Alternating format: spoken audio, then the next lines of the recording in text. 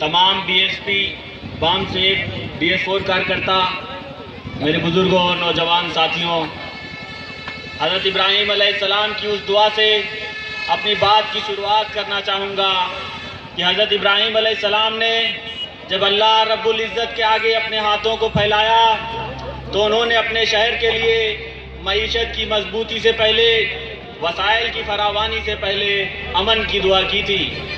आज हमारे सामने वक्त की दो जालिम कुव्वतें खड़ी हैं। एक तो वो है कि जिसने पिछले 5 सालों में हमारे समाज को खोखला कर दिया, और दूसरी वो है कि जिसने पिछले तकरीबन 3 सालों में उस खोखले समाज में जहर घोलने का काम करा है। आज वही लोग ये बात कह रहे हैं कि अगर मुसलमान किसी इलाके से जीत कर असेंबली तक जाएगा तो वो इलाका पाकिस्तान में तब्दील हो जाएगा। ये वही लोग हैं जिन्होंने मुल्क को खोखला और खुद पाकिस्तान को मजबूती देने का काम करा है। ये बात मैं नहीं कहता, इनकी तारीफ कहती है। अब आप बताइए कि पाकिस्तान का हिंदू क्या हिंदुस्तान की खुफिया एजेंसी रॉ के किसी काम का है? नहीं है। तो यकीनन हिंदुस्तान का मुसलमान पाकिस्तान की खुफिया एजेंसी ISI के किसी काम का नहीं। और ये बात मैं नहीं कहता। अभी पिछले दिनों मध्य प्रदेश में भारतीय जनता पार्टी के IT सेल में काम करने वाले पकड़े गए 11 नौजवान कहते हैं, और इल्जाम हम पर, कभी लव जिहाद के नाम पर, कभी घर वापसी के नाम पर, कभी गौ रक्षा के नाम पर वो लोग हम पर ईंटें उछाल रहे हैं कि जिनके खुद के घर कांच के हैं।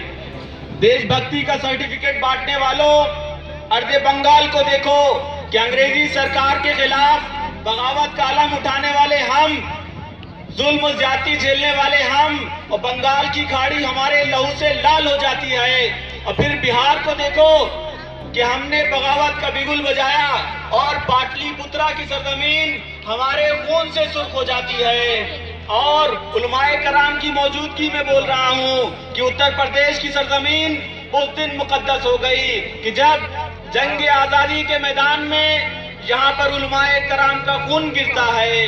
दिल्ली से लेकर मेरठ तक दरख्तों पर लटकी उलमाए कराम की लाशें इन संगी गुंडों से कहती हैं कि जब तुम बैठे थे घरों में हम झेल रहे थे गोली, जब तक थी सांस लड़े हम फिर अपनी लाशें बिछा दी।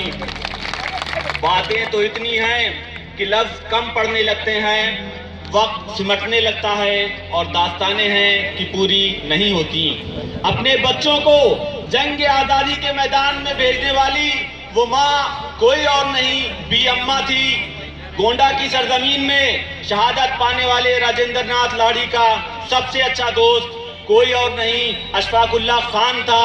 और हिंदुस्तान को बेहतरीन निज़ाम तालीम देने वाला और IIT देने वाला वो शख्स कोई और नहीं, मौलाना आजाद था।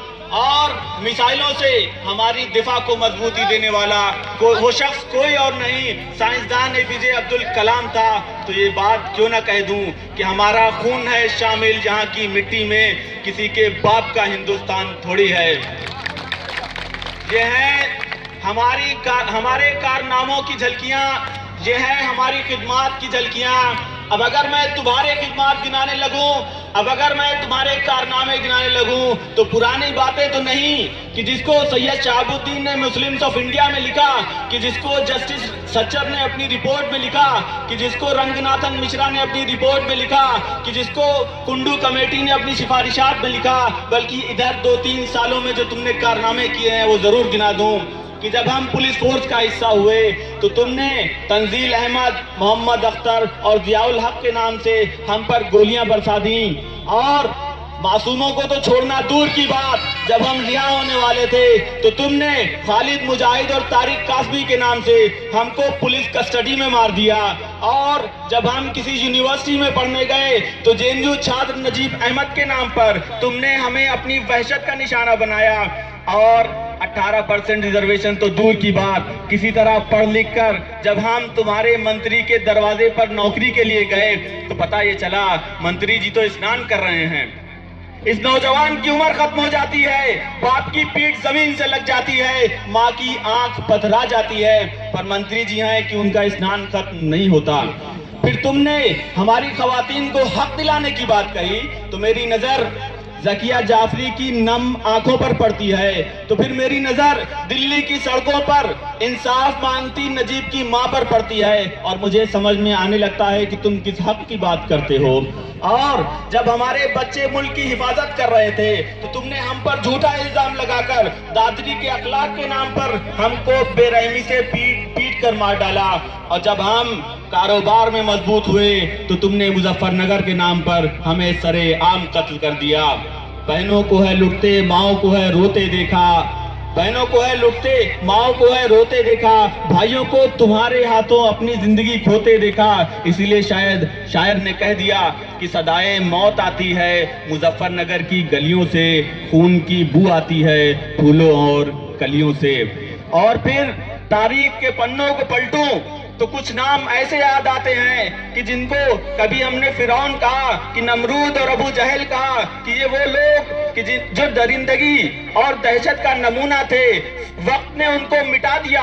تو ہماری تاریخ تم جیسے ظالموں کے خلاف لڑنے کے لیے قوت دیتی ہے، اور بے بسی اور مایوسی کے اس ماحول میں تمہاری دہشت اور وحشت کو دیکھ کر وہ قوت جو ہم کو تمہارے سامنے کھڑا رکھتی ہے وہ یہ کہلواتی ہے کہ تو نجیب مار دے، اخلاق مار دے، تو تنزیل مار دے، ضیاء الحق مار دے، تیری مرضی مجھ کو دہشت گرد کہہ کر مار دے، پر تیرا اس کے چاہنے والوں سے پالا پڑ گیا جو پرندے بھیج کر لشکر کے لشکر مار دے۔ اور پھر تمہارے کارناموں کی فہرست بڑھتی ہے تو یہ بات کیوں نہ کہوں کہ وہ بچہ جو کوڑے کے ڈھیر میں کھانا تلاشتا ہے، تو یہ بات کیوں نہ کہوں کہ وہ کسان جس کے خود کے چولہے بجھے ہوئے ہیں، تو یہ بات کیوں نہ کہوں کہ وہ مزدور جب خالی ہاتھ اپنے گھر کو لوٹا تو اپنے بچوں سے نظریں چرا کر بولا ہے کوئی بڑا آدمی تختہ تاج پر۔ ہم نے کتابوں میں پڑھا کہ جمہوریت کا مطلب سب سے کمزور پر سب سے پہلی نظر، پر تمہاری صفائی پر ٹکی نظر دیکھ کر شاید یہ بات کہہ دوں کہ عجب رسم ہے سماجوادی شاسن میں، لگا کر زخم نمک سے مساج کرتے ہیں، اور غریب تو ترستا ہے ایک نوالے کو، صفائی کے کتے بھی راج کرتے ہیں۔ تو آئیے اس بات کا عہد کرتے ہیں کہ ہم وقت کی ان دونوں ظالم قوتوں کے خلاف اور ان دونوں حکمرانوں کو سیاسی ہار دینے کے لیے یکجہتی اور ایکتا کا ثبوت دیں، اور ایک ساتھ کھڑے ہو کر ان ظالم قوتوں کو کمزور کرنے کی کوشش کریں۔ بابری سے لے کر دادری تک، مظفر نگر سے لے کر اخلاق تک، آپ کا ہر ایک ووٹ ان سنگی گنڈوں کے منہ پر تماچا ہوگا۔ بی ایس پی کو پڑھنے والا آپ کا ہر ایک ووٹ ان سنگی گنڈوں سے للکار للکار کر کہے گا کہ یہ بازی عزت کی بازی ہے، یہ بازی تم ہی ہارو گے، یہ بازی عزت کی بازی ہے، یہ بازی تم ہی ہارو گے۔ ہر گھر سے اخلاق نکلے گا، ہر گھر سے تنزیل نکلے گا، ہر گھر سے ضیاء الحق نکلے گا۔ تم کتنے مسلم مارو گے، تم کتنے مسلم مارو گے۔ اور اپنی بات کو ختم کرتے ہوئے اتنا ضرور کہوں گا کہ لگا دو آگ پانی میں، شرارت ہو تو ایسی ہو، لگا دو آگ پانی میں، شرارت ہو تو ایسی ہو، مٹا دو ظلم کی ہستی، بغاوت ہو تو ایسی ہو۔ انقلاب زندہ باد۔